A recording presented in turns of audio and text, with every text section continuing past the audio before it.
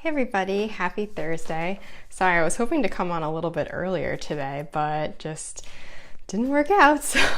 But I'm here now, and yeah. So happy Thursday. I feel like my lighting is a tad bright. Maybe I should fix that. 1 second. Let me just turn this down so I'm not totally blasted. Okay. So anyway, if we haven't met before, my name is Susie Leachy and I'm a certified health coach. I help women naturally balance their hormones and boost their fertility. That's what I specialize in. Hey Amanda, how are you? Thanks for hopping on. If you're catching this on replay, by the way, just say replay. And if you're here live, just say hi. Okay, so with the weather warming up, I just wanted to provide some tips for protecting yourself and your family from the sun while still enjoying the nice weather and, getting your vitamin D, which is also important.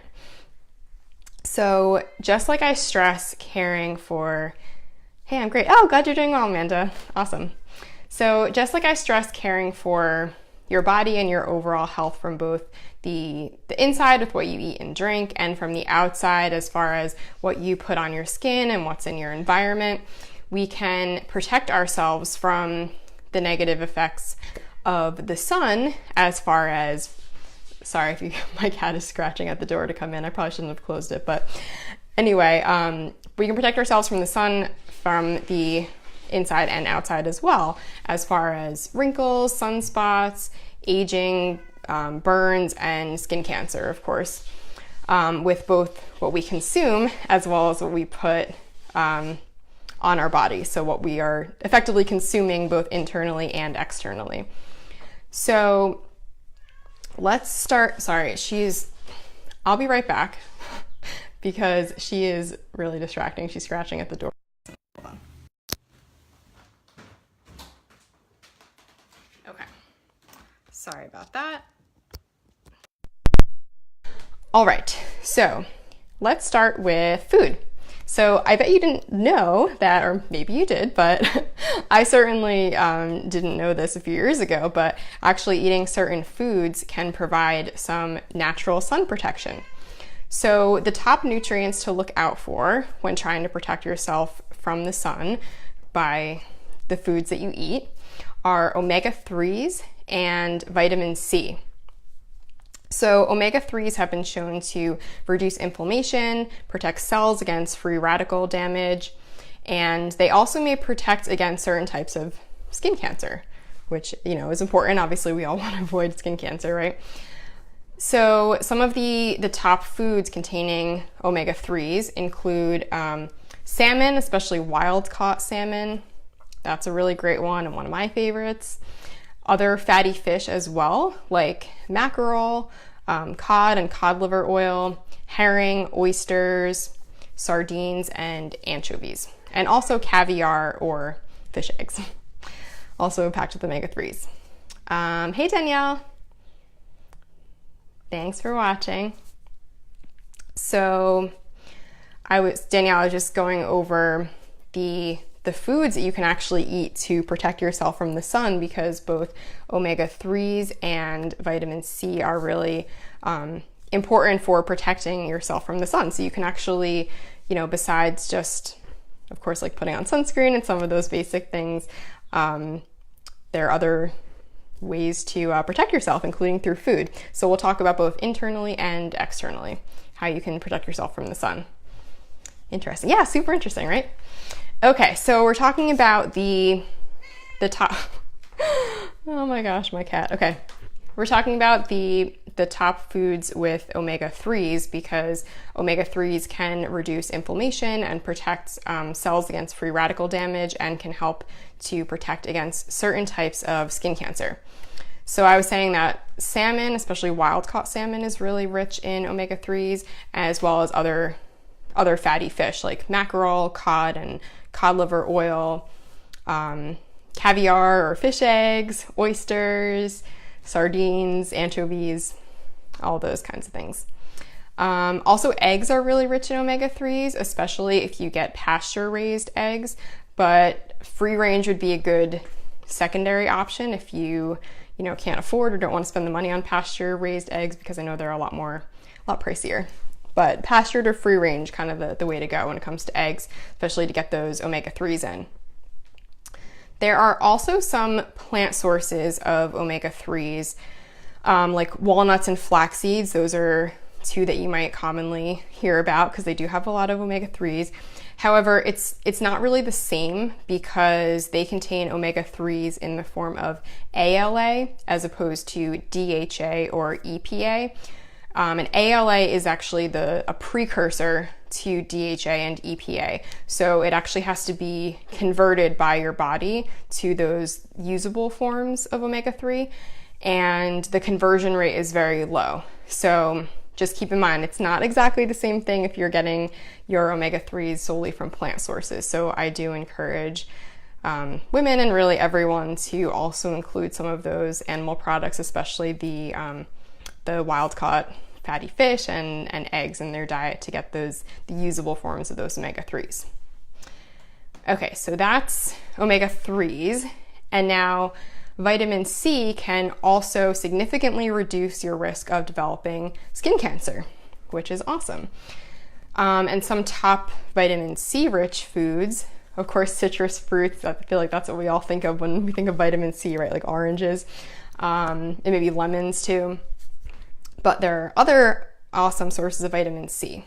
Those include bell peppers, especially red and green bell peppers, strawberries, broccoli, kiwi, Brussels sprouts, cauliflower, cantaloupe, honeydew, pineapple, and potatoes. There's some other ones too. I think papaya is pretty rich in vitamin C, and a lot of those with the yellow-orange color are rich in vitamin C, but a lot of your fruits and veggies there. Okay, so that's kind of what you want to focus on in terms of food to protect yourself from the sun. So again, those omega-3s and vitamin C are really, really important. Next, let's go on to what you can do to protect yourself externally, which is kind of what we all usually think about, like putting on sunscreen, but there's more to it than that, but I will get into the sunscreen as well. So first of all, exposing your skin to the sun for about 15 minutes per day and without any sunscreen is enough to provide sufficient vitamin D. So you may have heard, like, oh, we need vitamin D, and it's, from the sun. I don't know, I hear my cat doing something. We need our vitamin D from the sun, and that's true. But you really only need about 15 minutes of exposure to get enough vitamin D for the day. So if you're going to be out for longer than that, you do ideally want to use sunscreen or protective clothing. And I know personally I like to always wear sunscreen on my face if I know I'm going to be outside, because I'd rather expose, other parts of my body to the sun to get that vitamin D from those 15 minutes, because I just don't want to, my face is, your face is more sensitive, and I just don't want to get the wrinkles and fine lines and all of that. So I usually will put sunscreen on my face and then maybe go outside for a little bit just to get the rest of my skin exposed and get that vitamin D. Danielle, me too, always, yeah. Definitely recommend putting sunscreen on your face daily. And ideally you want to limit your exposure to the sun during peak hours as well, so when the sun is the strongest. And this might vary a little bit depending on where you live, but it's somewhere around 10 a.m. to about 3 or 4 p.m. is when the sun's rays are going to be the strongest, and you might want to limit your exposure during those peak hours. And that's, again, when you're more likely to get burned and damage your skin and increase your risk of skin cancer. Protective clothing can also be really helpful. So hats, rash guards, etc. with UPF, which is ultraviolet protection factor. Especially I feel like for the little ones, getting them like a rash guard with some UPF protection is a good idea. And of course, sunscreen. This is really important. You want a mineral-based sunscreen with zinc oxide as the only active ingredient. So basically a sunscreen can have either a mineral-based sunscreen or a chemical sunscreen, and you want the mineral sunscreens.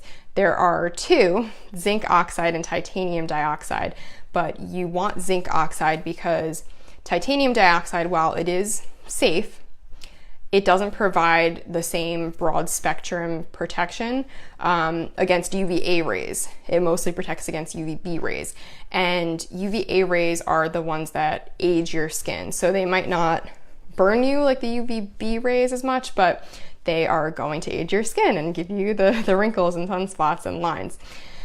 So again, you might not burn, but you're going to get those negative effects on your skin from those rays. So zinc oxide, the reason it's the best is that it protects against both UVA and UVB rays, which are the UVB rays are the ones that cause sunburn. So you want to definitely avoid chemical sunscreens with active ingredients such as oxybenzone and octocrylene, and those are, wow, I didn't know that. Yes, so Danielle, I'm recently, digging into this a little bit more and learning all of this stuff, but it's important. I feel like everyone should know about this. So oxybenzone and octocrylene, there are others as well, but those are two really common ones, and they are known endocrine disruptors. So they have been shown to cause hormonal issues for both adults and children because they mimic estrogen in the body, and they've been shown to show up in urine and breast milk. So, if you are a mom, say for instance, and you're breastfeeding, like you can actually pass those chemicals, those endocrine disruptors into your child through your breast milk just by putting this stuff on your skin. So it is important. What we're putting in our skin enters our bloodstream, and your breast milk is actually made from what's in your bloodstream. So it just goes to show you that it does make a difference what you're putting on your skin, and it can affect not only you but also others, your children, all of that. So wow, amazing those chemicals are in so many sunscreens. Scary stuff. Wow, yeah, it's scary stuff. The US allows a lot of chemicals that are pretty harmful to be in our personal care products and in our sunscreens, and it's really not good. And it's up to us as consumers to really look at the ingredients that we're using, because the US is pretty lenient, more lenient than, for instance, European countries. So again, there are some other chemical sunscreens as well that you should avoid. That can cause hormonal issues and even allergic reactions. But just remember, look for zinc oxide as the only active ingredient in your sunscreen. Okay, so a little bit more about mineral sunscreens. So I'm totally amazed with this. Yeah, I was amazed too when I found out all of this information. It's crazy. So mineral sunscreens, they are physical sunscreens as opposed to the chemicals that I was just talking about. And they basically work by creating a barrier on the surface of the skin, and they physically bounce or reflect the sun's rays away from the skin, which means that they don't penetrate or get absorbed into your skin, unlike the chemical sunscreens, which again are going to get absorbed into the skin and actually get into your bloodstream. And again, you can actually see them they've been shown to be found in urine and breast milk. So we know that it is passing through the bloodstream. And if you want recommendations for sunscreens, just ask me. I'd be happy to help you out with that. So the Safer Skincare and Makeup company that I'm partnered with, which is Lime Life, that they have an amazing face sunscreen that I use every single day. I love it. It has SPF 30. It's really moisturizing, but still light, does not feel oily at all on your skin. In fact, I find that it balances out my skin really well because I have combination skin. So it's a great everyday moisturizer, but also you're protecting your face on a daily basis from the sun's rays, which again, like I said, is really, really important, not only for the because of the effects of the sun and potential sunburn and skin cancer, but also, you know, like as far as wrinkles and all of that. And this sunscreen moisturizer is also anti-aging, and it's a makeup primer. So it's just an amazing all-in-one. I love it. It's my absolute favorite. I've tried tons of sunscreens and moisturizers and products like this in the past, but none quite like it, and it's my absolute favorite. So if you want more information about that too, I'd be happy to give it to you. May I share this? This is incredible. Yeah, of course, Danielle, you can definitely share this. Please do. Okay, so that's definitely my favorite face sunscreen. Now, I'm still waiting for Limelight to make a body sunscreen. I mean, of course, you could probably put the face sunscreen on your whole body, but then you'd use a ton of it, and it, you know, it comes in a decent sized bottle, but not enough to, you know, like last you the whole summer if you're putting it on your whole body. So I'm still waiting for them to come out with a full body sunscreen. But until then, there are some other great brands out there that carry zinc oxide sunscreens without other harsh chemicals and fillers in them. So again, just let me know if you are interested, and I'd be happy to send you some of my favorites based on the research that I have done. And my cat is licking my arm as I'm doing this. Okay, so let's chat a little bit about how all of this affects fertility. And I know, Amanda, you had asked about this, and it's a great question. And I did plan on addressing this and kind of linking it back to fertility and hormones. So first of all, vitamin D is really, really important for fertility. In fact, vitamin D acts in the body almost more like a hormone even than a vitamin. And there was a study that was done on 6,000 women who underwent IVF, and it showed that sun exposure actually increased the success rates of IVF by about 35%.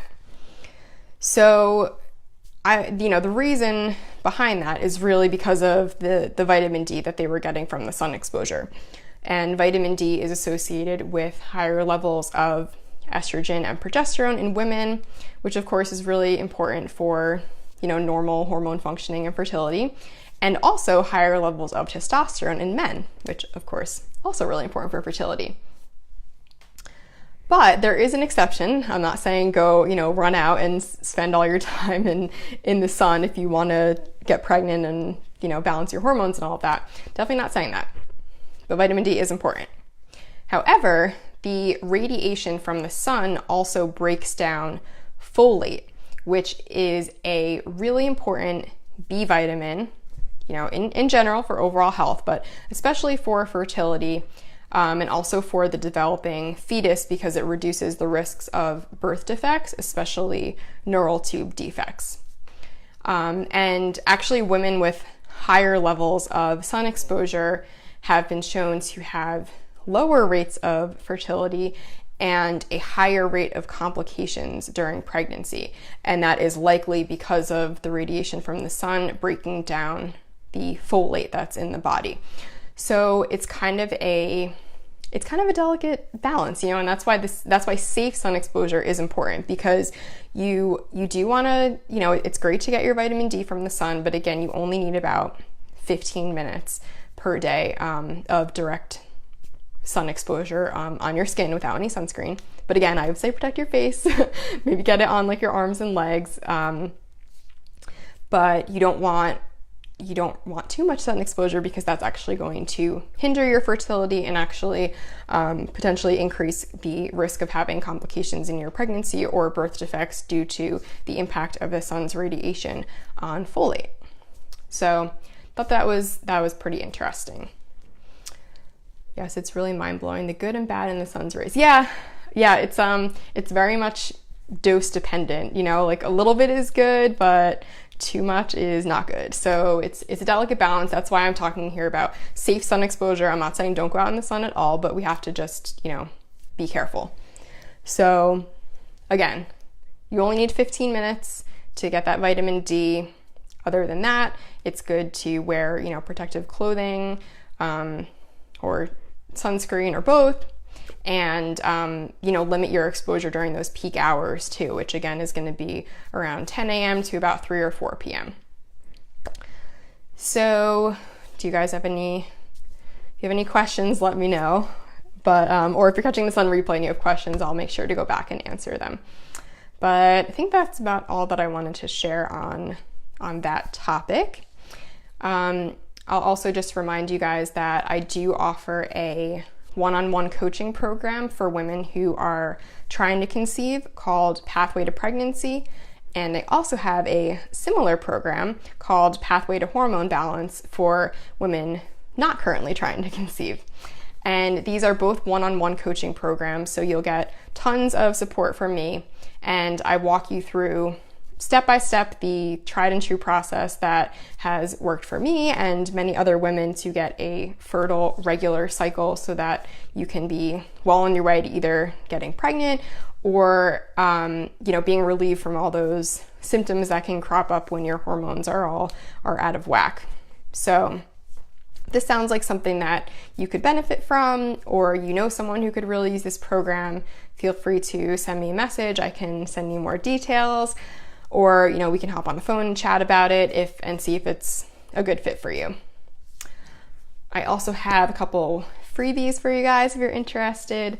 I have a guide that's my top 5 tips for boosting your fertility. So you can get that on my website, which is healthequilibriumcoaching.com. It's right on the homepage. If you just put in your name and email address, you'll get sent that free guide.